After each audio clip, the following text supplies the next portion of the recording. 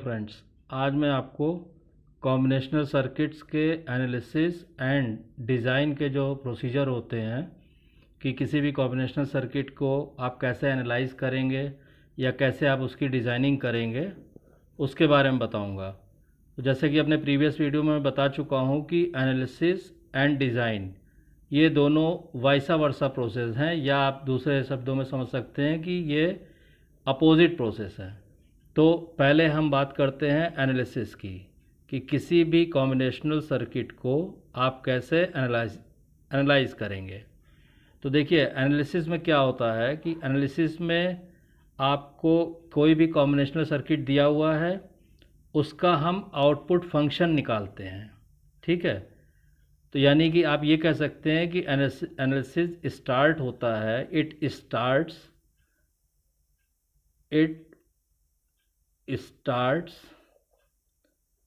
With A logic diagram.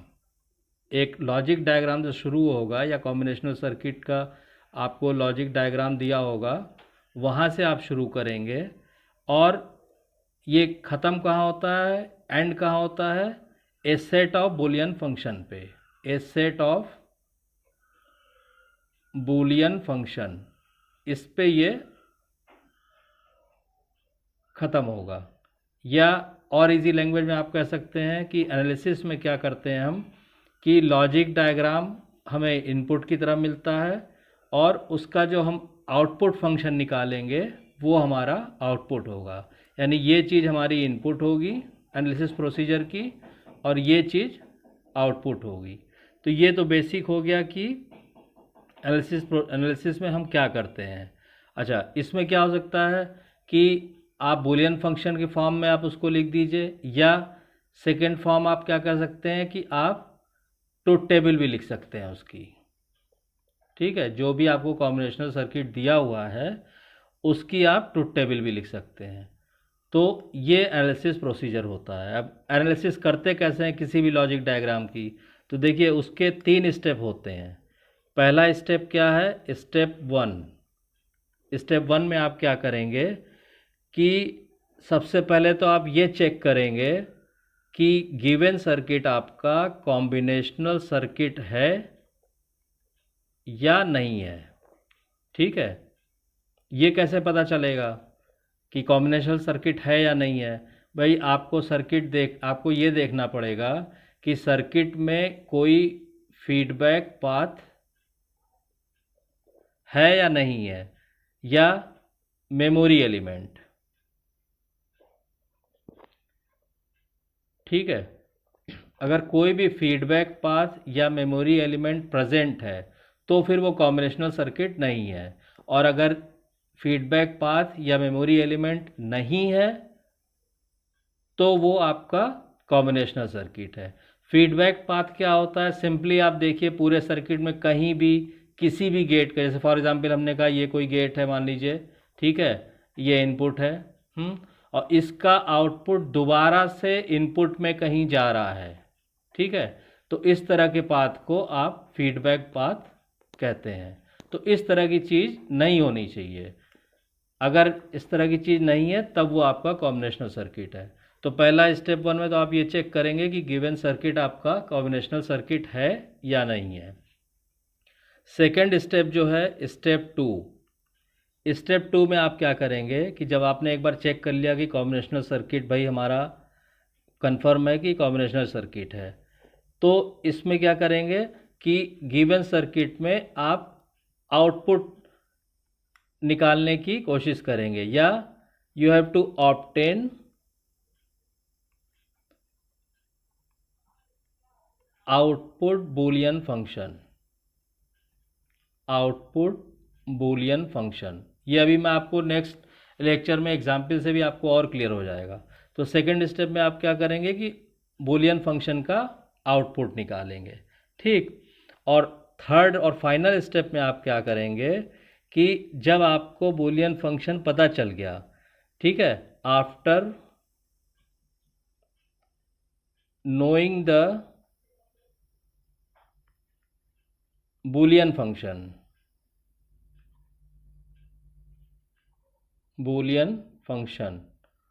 आप क्या करेंगे, यू विल ऑब्टेन द, आप उसका ट्रूथ टेबल निकालेंगे, ऑब्टेन द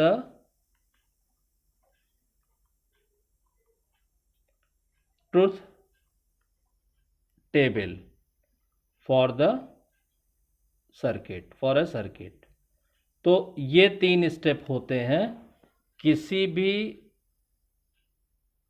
कॉम्बिनेशनल सर्किट को एनालाइज करने में। ठीक है, कि आप सबसे पहले आप चेक करेंगे वो कॉम्बिनेशनल सर्किट है या नहीं, सेकंड आप चेक उसका बूलियन फंक्शन निकालेंगे, और थर्ड उसमें आप क्या करेंगे कि आप उसकी ट्रूथ टेबल निकाल लेंगे। ठीक है, अब जैसे फॉर एग्जांपल अगर हम एनालिसिस की बात करें तो मान लीजिए हमने कहा कि एग्जाम्पल पे लेके हम इसको डिस्कस करते हैं। ठीक है, इसमें मान लीजिए आपको कोई एक बूलियन फंक्शन दिया हुआ है,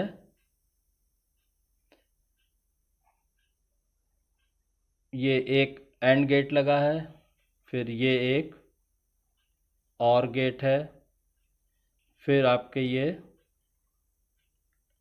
एंड गेट लगे हुए हैं। ठीक, अब इनके आप इनपुट दे दीजिए सारे गेट्स के। तो मान लीजिए इसमें इनपुट दिया हुआ है ए बी सी, ये है आपका A input, B input, C input. फिर आपके और गेट में भी 3 इनपुट हैं, ए बी सी, ए बी सी।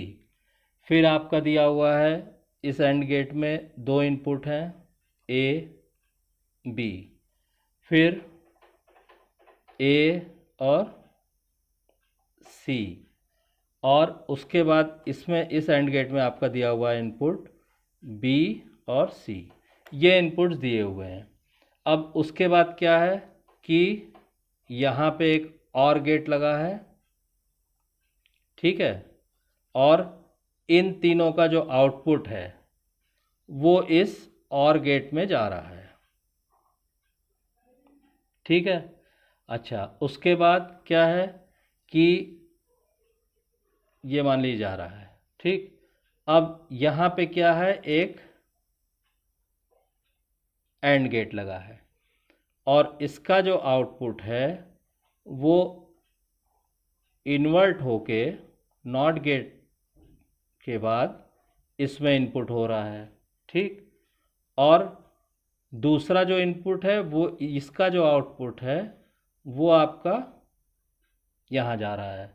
ठीक, अच्छा ये एक आउटपुट हो गया इसका पूरे फंक्शन इसका सर्किट का, मान लीजिए F2, और इसका जो आउटपुट है, ठीक है, वो यहाँ पे एक और गेट लगा हुआ है,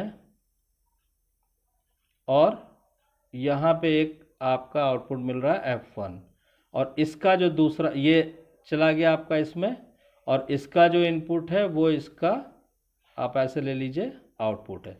ये आपको एक कॉम्बिनेशनल सर्किट दिया हुआ है, और मान लीजिए आपको इसको एनालाइज करना है। तो इसमें आप क्या करेंगे, देखिए आप क्या कीजिए कि आप पहले आप एक एक करके इनको नाम दे दीजिए। तो जैसे मान लीजिए ये T1 आउटपुट है, ये T2 आउटपुट है।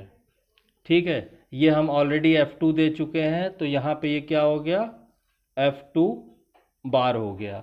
ठीक है, ये मान लीजिए T3 आउटपुट है, और ये हमने T2 लिखा ही हुआ है।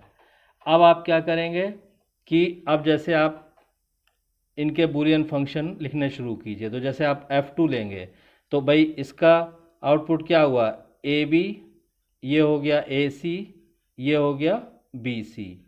यहाँ पे क्या F2 क्या आ जाएगा, F2 आ जाएगा आपका AB plus AC plus BC, ये यहाँ पे आ गया। उसके बाद आप आ जाइए T1। T1 क्या हो जाएगा, T1 क्लियर है कि A प्लस B C हो जाएगा। ठीक है, A plus B plus C हो जाएगा T1। तो T1 हो गया आपका A plus B plus C। उसके बाद नेक्स्ट क्या है आपका T2। T2 क्या हो जाएगा, A इंटू बी इंटू सी, तो T2 हो गया आपका A B C। ठीक, अब आप T3 लिखिए, तो T3 क्या हो जाएगा, T3 क्या है, T3 में आप देखिए F2 का बार आ रहा है और T1 आ रहा उसकी एंडिंग, तो T1 क्या है, A plus B plus C, और F2 क्या है, F2 है A B plus A C plus B C और इसका होल बार, ये हो गया। अब F1 क्या है, F1 आप देखिए क्लियर दिख रहा है कि F1 इज इक्वल टू क्या है, टी, ये T3 plus T2, T2 plus T3, यानी T2 क्या है, T2 है ए बी सी और T3 क्या है, A plus B plus C and A B plus A C plus B C. ठीक है, तो ये आपका फाइनल आउटपुट आ गया।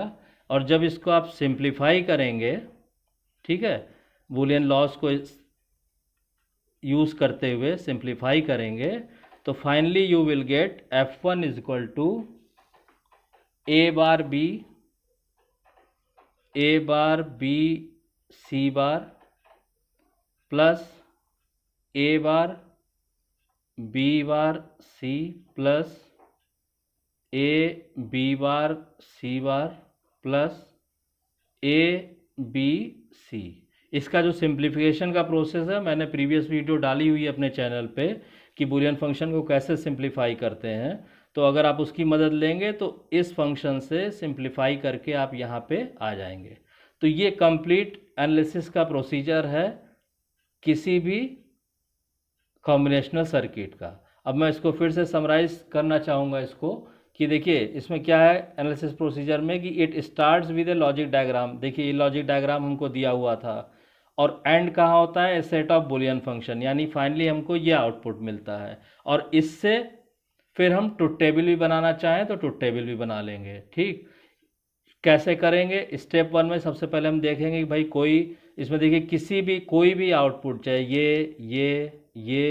ये कहीं पे भी कोई आउटपुट वापस इनपुट में नहीं जा रहा है, और ना तो कोई मेमोरी एलिमेंट है इसमें, यानी कि there is no feedback path and no memory element. इसका मतलब कि ये कॉम्बिनेशनल सर्किट है। ये क्लियर हो गया।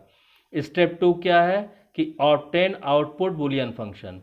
तो हमने जितने भी आउटपुट हैं उन सब का हमने बूलियन फंक्शन बारी बारी से निकाल लिया। और थर्ड स्टेप क्या है कि जब आपका बूलियन फंक्शन आ गया तो आप इसका ट्रुथ टेबल निकाल लीजिए।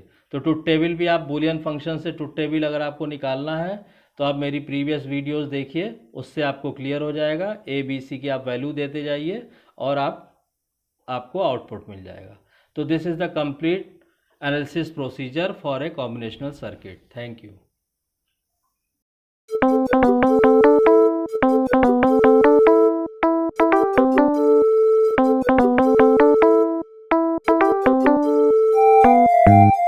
Thank you.